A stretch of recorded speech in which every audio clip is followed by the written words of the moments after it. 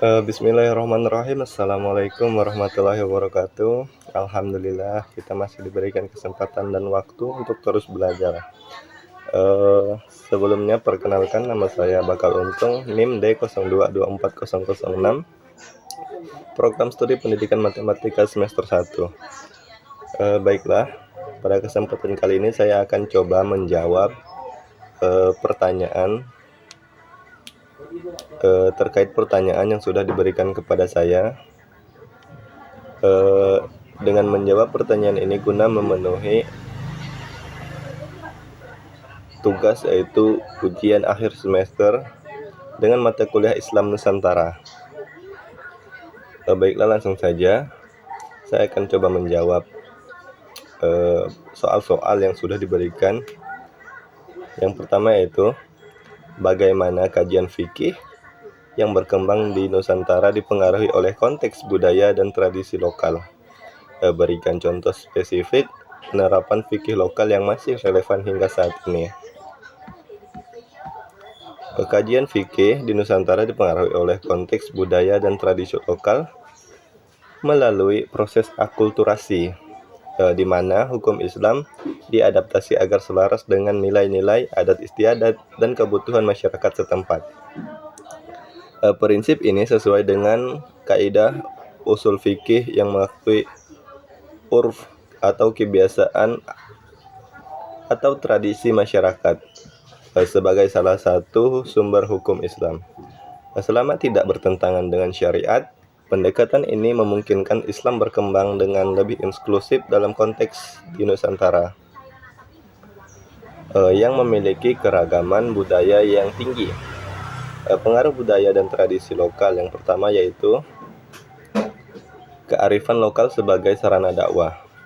Ulama-ulama di Nusantara seperti Wali Songo menggunakan tradisi lokal untuk menyebarkan agama Islam, sehingga masyarakat dapat menerimanya dengan lebih mudah. Contohnya, pertunjukan wayang digunakan untuk mengajarkan nilai Islam kepada masyarakat di Jawa. Yang kedua yaitu adat sebagai bagian dari syariat. Dalam konteks pendekatan Islam Nusantara, adat istiadat yang tidak bertentangan dengan prinsip Islam dianggap sebagai bagian dari praktik keagamaan. Hal ini tercermin dalam berbagai upacara adat yang mengandung doa dan syukur kepada Allah Subhanahu wa Ta'ala. Contoh penerapan fikih lokal yang masih relevan yaitu yang pertama, tradisi selamatan. Tradisi selamatan adalah tradisi masyarakat Jawa berupa doa bersama dan makan bersama dalam berbagai kesempatan seperti kelahiran, pernikahan, kematian, atau panen. Meskipun tidak secara langsung diatur dalam fikih klasik, tradisi ini dianggap sesuai dengan prinsip syariat karena mencerminkan rasa syukur, kebersamaan, dan solidaritas sosial. Adapun contoh penerapan fikih lokal yang masih relevan, yang kedua yaitu pengelolaan wakaf untuk pesantren. Di berbagai daerah Indonesia, masyarakat kerap mewakafkan tanah untuk pembangunan masjid atau pesantren. Tradisi ini merupakan pengamalan hukum wakaf dalam Islam yang disesuaikan dengan konteks kebutuhan lokal, seperti penyebaran pendidikan berbasis pesantren. Yang ketiga yaitu hukum adat dalam perkawinan. Beberapa daerah memiliki tradisi adat dalam perkawinan, seperti mahar dalam bentuk hasil bumi atau benda-benda adat yang dianggap yang tetap dipandang sah selama memenuhi syariat fikih Islam. Jadi, kajian fikih di Nusantara berkembang dengan mengintegrasikan nilai-nilai budaya lokal untuk menciptakan harmoni ajaran Islam dan kehidupan masyarakat. Pendekatan ini tidak hanya memperkuat penerimaan Islam di Nusantara, tetapi juga mempertahankan keunikan budaya Indonesia dalam kerangka syariat Islam. Yang kedua yaitu dalam konteks Islam Nusantara. Soal yang kedua, dalam konteks Islam Nusantara, bagaimana kearifan lokal untuk menyesuaikan keputusan hukum Islam dengan kebutuhan masyarakat. Diskusikan pentingnya pendekatan ini dalam menjaga harmoni sosial. Baik, jawaban yang saya berikan adalah di dalam konteks Islam Nusantara, kearifan lokal memainkan peran penting dalam penyesuaian keputusan hukum Islam atau fikih dengan kebutuhan masyarakat. Islam Nusantara dikenal sebagai pendekatan Islam yang inklusif, yang memadukan ajaran Islam dengan tradisi dan budaya lokal tanpa mengorbankan esensi syariat. Proses ini disebut dengan akomodasi budaya, yang memungkinkan hukum Islam untuk tetap relevan dan diterima dalam masyarakat dengan latar belakang sosial, budaya, dan tradisi yang beragam. Penggunaan kearifan lokal dalam keputusan hukum Indonesia, hukum Islam. Yang pertama ada pendekatan kontekstual. Dalam pembentukan hukum Islam, ulama di Nusantara seringkali mempertimbangkan konteks budaya dan kebiasaan masyarakat setempat. Misalnya, tradisi selamatan, sekaten, atau selamatan yang memperingati peristiwa tertentu yang awalnya berasal dari budaya lokal dipertahankan dengan diberi makna Islami. Yang kedua adalah ijtihad berbasis realitas sosial. Ulama di Nusantara menggunakan metode ijtihad untuk mempertimbangkan kebutuhan sosial. Misalnya, dalam hukum waris atau zakat, ulama dapat memberikan kelonggaran atau adaptasi dengan situasi masyarakat untuk menjaga keadilan sosial. Yang ketiga yaitu penerapan maqasid syariah.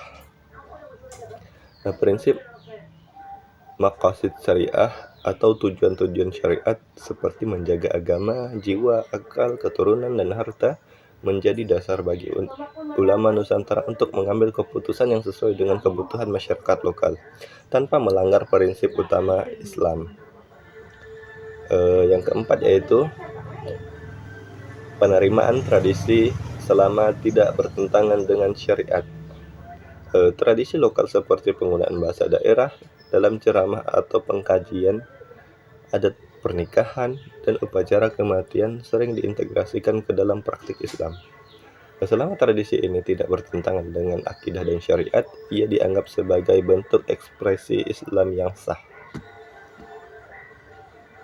Adapun pentingnya pendekatan kearifan lokal. Pentingnya pendekatan kearifan lokal yang pertama yaitu menjaga harmoni sosial. Pendekatan ini membantu mengurangi potensi konflik antar kelompok tradisionalis dan reformis dalam masyarakat. Dengan menghargai tradisi lokal, Islam dapat diterima dengan lebih mudah oleh berbagai kalangan. Pentingnya pendekatan kearifan lokal yang kedua yaitu meminimalkan resistensi terhadap Islam. Islam yang disampaikan dengan menghormati budaya lokal cenderung diterima tanpa penolakan yang signifikan. Ini menjadi kunci dalam penyebaran Islam di Nusantara secara damai. Yang ketiga yaitu memperkuat identitas Islam Nusantara. Pendekatan ini menciptakan identitas Islam yang khas di Nusantara, yang tidak hanya bersifat universal tetapi juga unik karena melekat dengan nilai-nilai lokal. Yang keempat yaitu mendorong inklusivitas dan toleransi. Dengan menghargai budaya lokal, Islam Nusantara menunjukkan wajah agama yang ramah dan inklusif, yang sejalan dengan semangat rahmatul lil alamin atau rahmat bagi seluruh alam. Contoh kasus yaitu tradisi mangenan di Jawa. Sebelum bulan Ramadan, masyarakat Jawa melakukan tradisi mangenan, yaitu acara doa bersama untuk menyambut bulan suci Ramadan. Tradisi ini dianggap sebagai bentuk penghormatan terhadap bulan Ramadan dan ulama setempat memberikan nilai Islami pada praktik ini. Contoh kasus yang kedua yaitu kompromi dalam adat perkawinan.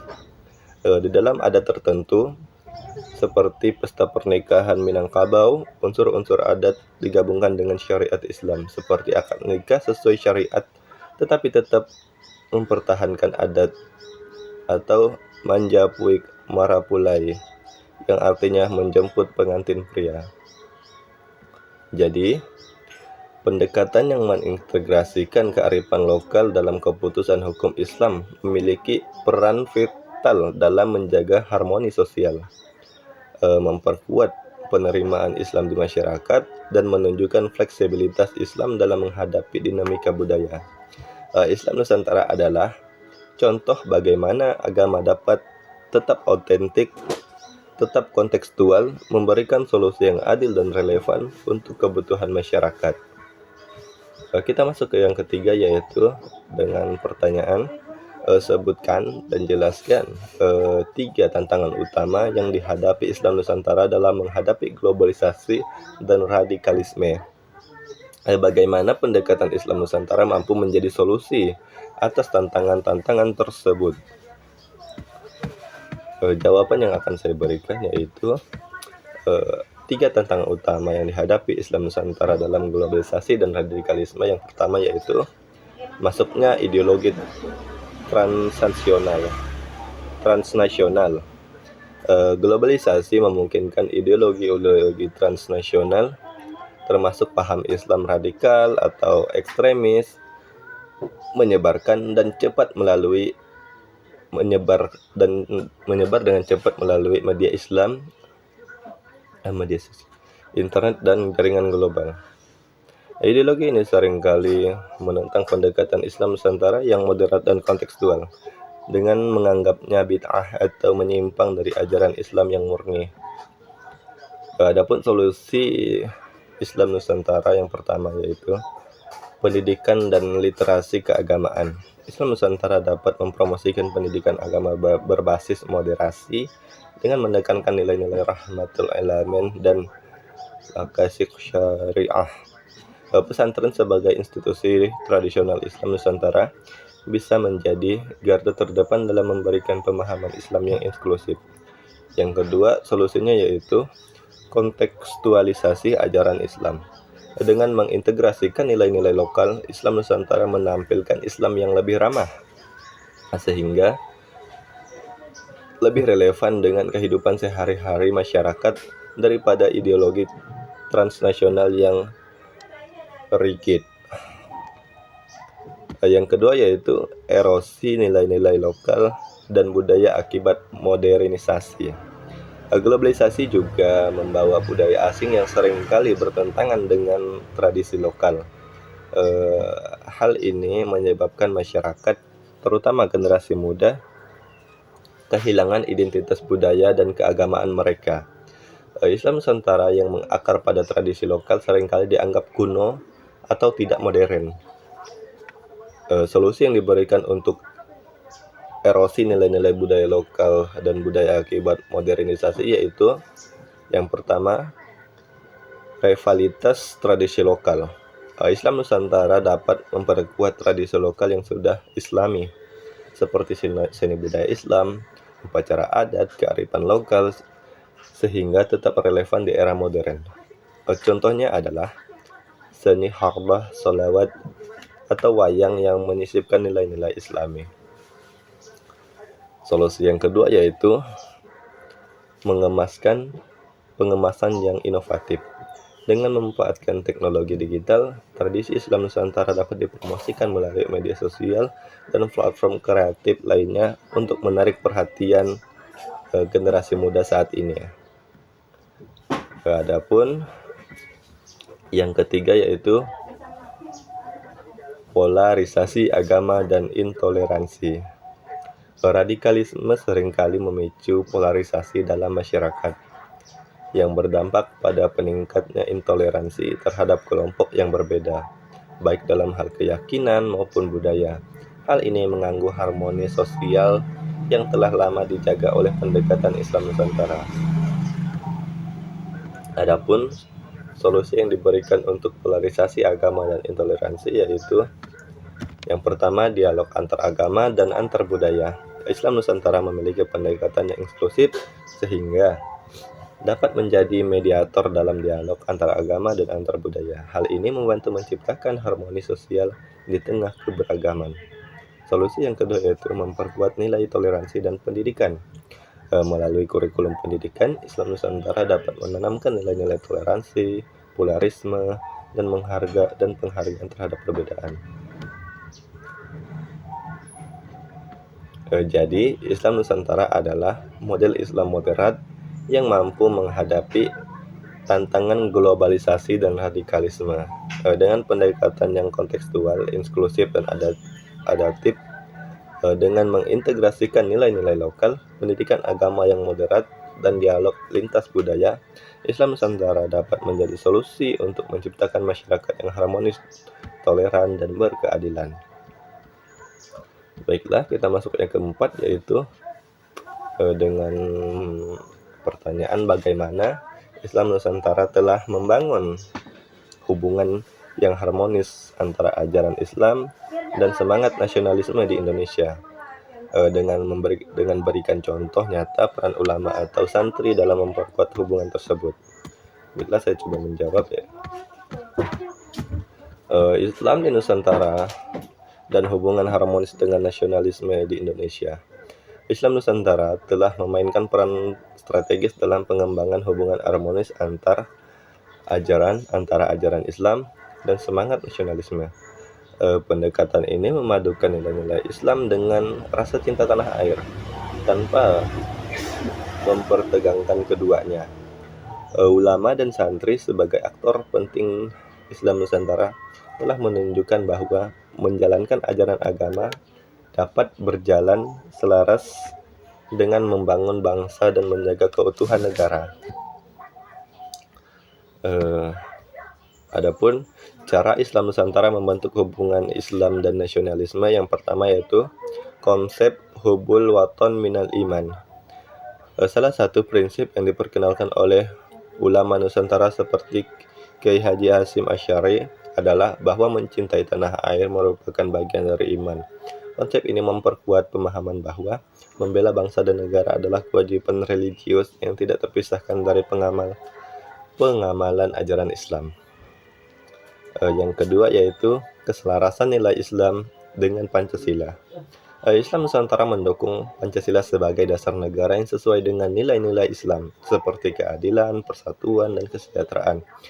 Ini membuat ajaran Islam mudah diterima sebagai bagian dari integral dari identitas kebangsaan Indonesia. Adapun cara yang ketiga yaitu peran pesantren sebagai pusat pendidikan nasionalisme. Pesantren tidak hanya mengajarkan ilmu agama, tetapi juga menanamkan semangat kebangsaan kepada santri.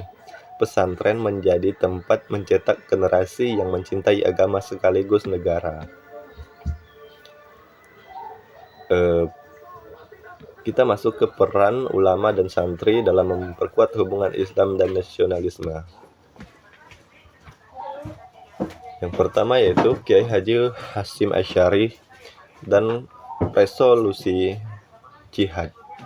Salah satu peran monumental ulama dalam mengintegrasikan Islam dan nasionalisme adalah seruan resolusi jihad oleh Kiai Haji Hasyim Asy'ari pada 22 Oktober 1945. Seruan ini mendorong umat Islam untuk berjihad melawan penjajah demi mempertahankan kemerdekaan Indonesia. Resolusi ini kemudian melahirkan Hari Santri Nasional yang menjadi simbol kontribusi santri terhadap kemerdekaan Indonesia. Yang kedua itu Kiai Haji Wahid Hasyim dan perumusan dasar negara. Kiai Haji Wahid Hasyim sebagai salah satu tokoh Islam Nusantara berperan dalam perumusan dasar negara Pancasila. Beliau mendorong agar Indonesia menjadi negara yang menghargai keberagaman agama, sehingga prinsip Islam Nusantara dapat berjalan seiring dengan semangat kebangsaan. Yang ketiga yaitu Hari Santri dalam Perang Kemerdekaan. Santri memainkan peran signifikan sebagai pejuang dalam merebut dan mempertahankan kemerdekaan Indonesia. Mereka tidak hanya menjadi pasukan di medan perang, tetapi juga menjaga moral dan semangat perjuangan melalui ceramah dan doa. Adapun contoh nyata hubungan Islam Nusantara dan nasionalisme, yang pertama yaitu ada Hari Santri Nasional. Peringatan Hari Santri Nasional pada 20 Oktober adalah bentuk penghormatan terhadap peran santri dan ulama dalam memperjuangkan kemerdekaan. Ini mencerminkan bagaimana keislaman dan nasionalisme saling menguatkan. Yang kedua yaitu pesantren sebagai benteng moderasi beragama dan kebangsaan. Pesantren-pesantren di Indonesia seperti pesantren Tebu Ireng di Jombang dan pesantren Darussalam di Gontor menjadi pusat pengajaran nilai-nilai moderasi Islam dan cinta tanah air. Pesantren ini mencetak tokoh-tokoh yang kontribusi pada pembangunan bangsa. Yang ketiga yaitu tradisi Islam dan upacara kenegaraan. Tradisi Islam Nusantara seringkali digunakan dalam acara-acara kenegaraan seperti pembacaan doa dalam bahasa Arab dengan nuansa lokal. Hal ini memperkuat keharmoni antara identitas keislaman dan kebangsaan. Jadi, Islam Nusantara telah berhasil membangun hubungan yang harmonis antara ajaran Islam dan semangat nasionalisme di Indonesia melalui pengintegrasian nilai-nilai agama ke dalam semangat kebangsaan. Ulama dan santri memainkan peran kunci dalam mewujudkan sinergi ini, baik melalui pendidikan, perjuangan kemerdekaan, maupun keterlibatan dalam pembangunan bangsa. Pendekatan ini memperlihatkan bahwa Islam tidak hanya menjadi pedoman spiritual, tetapi juga menjadi kekuatan sosial yang memperkuat persatuan dan kesatuan bangsa Indonesia. Kita masuk yang kelima, yaitu dengan pertanyaan bagaimana strategi atau jelaskan strategi yang dapat dilakukan oleh Islam Nusantara untuk menghadapi ancaman radikalisme di era modern, dan berikan contoh implementasi strategi tersebut di kehidupan nyata. Baiklah, strategi Islam Nusantara dalam menghadapi ancaman radikalisme di era modern. Islam Nusantara memiliki pendekatan khas yang moderat, inklusif, dan berbasis kearifan lokal, menjadikannya alat yang efektif untuk menghadapi radikalisme. Pendekatan ini melibatkan pendidikan, media, dialog, dan penguatan identitas keagamaan yang toleran untuk meredam pengaruh ideologi radikal. Strategi Islam Nusantara yang pertama yaitu pendidikan moderasi beragama. Pendidikan menjadi garda dalam menanamkan nilai-nilai moderasi dan toleransi. Islam Nusantara mengajarkan prinsip wasathiyah atau jalan tengah yang menolak ekstremisme yang mendukung keberagaman. Adapun implementasinya yaitu pesantren-pesantren seperti Tebu Ireng di Jombang atau Gontor di Ponorogo menanamkan ajaran Islam moderat kepada santri melalui kurikulum berbasis moderasi. Santri dibekali pemahaman Islam yang tidak hanya mendalam tetapi juga menghargai perbedaan. Adapun strategi yang kedua yaitu pemanfaatan media sosial untuk kontra narasi. Radikalisme seringkali menyebar melalui media sosial, sehingga Islam Nusantara perlu aktif membangun kontra narasi yang mempromosikan Islam damai dan ramah. Adapun implementasinya yaitu banyak tokoh muda Nahdlatul Ulama, NU, dan Muhammadiyah menggunakan platform seperti YouTube, Instagram, TikTok untuk menyampaikan pesan toleransi.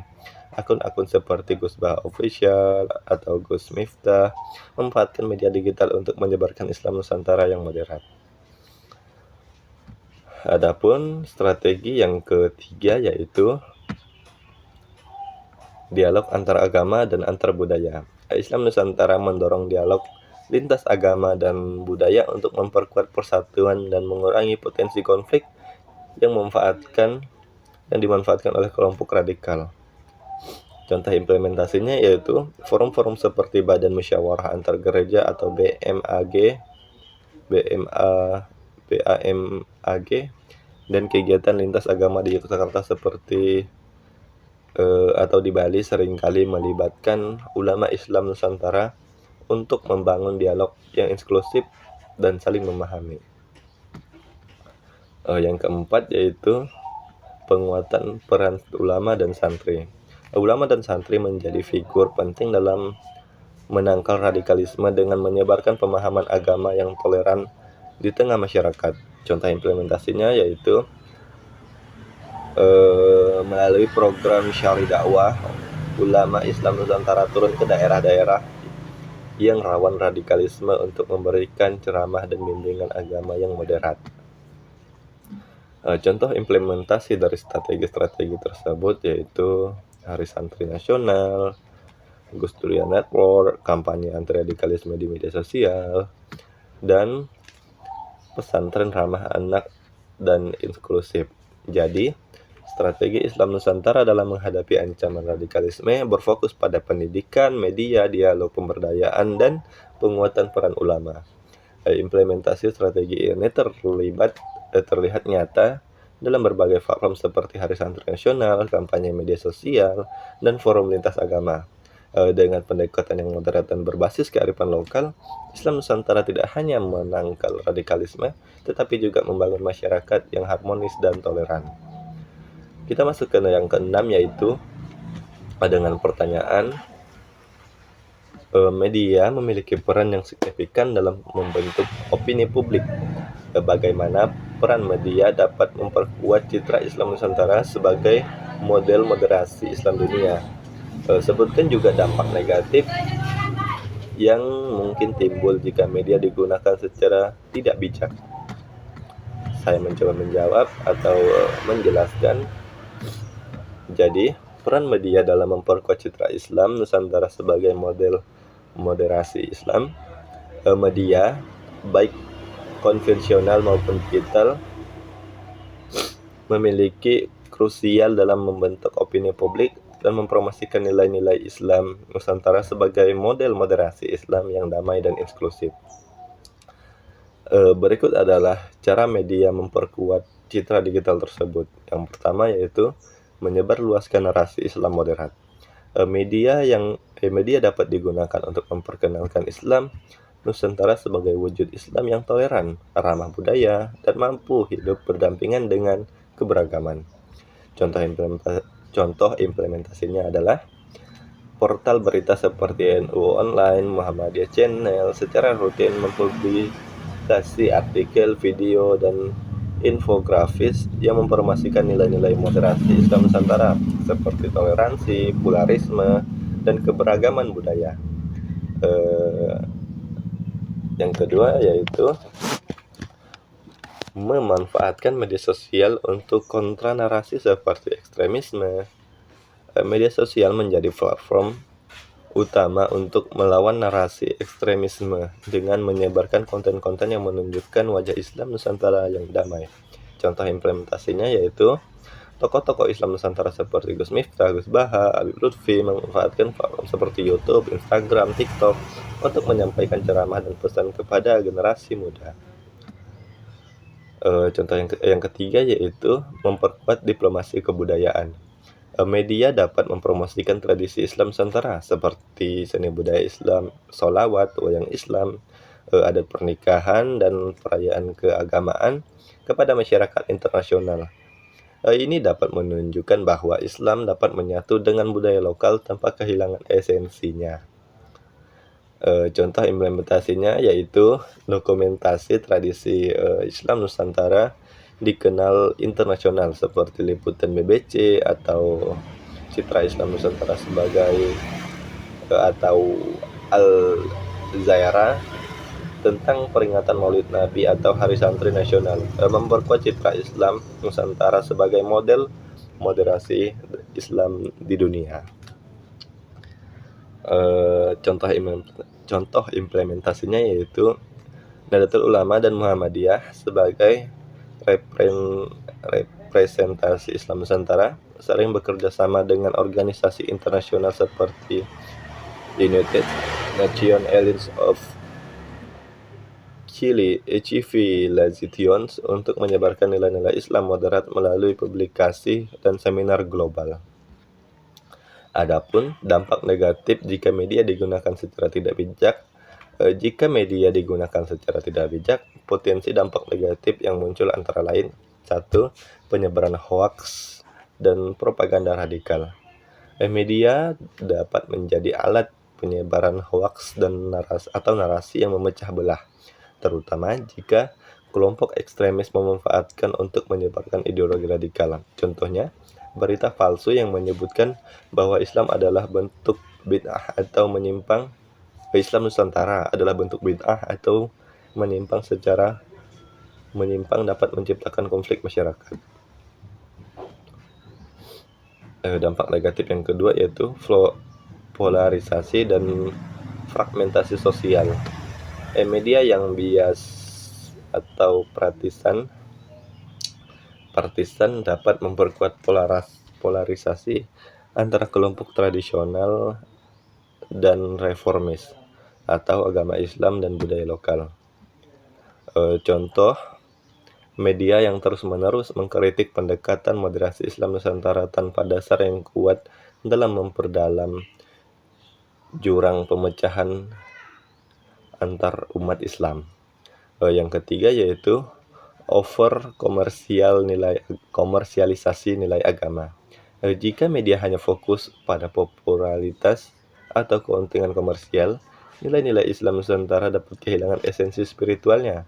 Contoh, penyebaran ceramah agama dengan pendekatan sensasionalisme yang mengedepankan konflik atau kontroversi justru akan memecah belah citra Islam moderat. Yang keempat yaitu kurangnya pemahaman yang utuh. Jika media hanya menyampaikan Islam Nusantara secara dangkal, tetapi tanpa mengedukasi masyarakat tentang esensi dan tujuan ajaran ini, publik dapat salah paham atau menganggap Islam Nusantara hanya sekedar istilah kosong. Jadi, media memiliki kekuatan besar untuk menciptakan citra Islam, memperkuat citra Islam di Nusantara sebagai model moderasi Islam di dunia dan menyebarkan narasi Islam, dan memanfaatkan media sosial untuk kontra ekstremisme dan mempromosikan diplomasi kebudayaan. Namun, media juga memiliki potensi dampak negatif jika digunakan secara tidak bijak, seperti penyebaran hoaks, polarisasi sosial, dan penyalahgunaan nilai agama. Oleh karena itu, penggunaan media harus dikelola secara bertanggung jawab untuk mendukung nilai Islam Nusantara yang moderat dan inklusif. Mungkin sekian dari saya dan sekian penjelasan dari saya. Saya ucapkan terima kasih. Sampai di sini. Wallahul muwaffiq ila aqwamit thoriq. Assalamualaikum warahmatullahi wabarakatuh.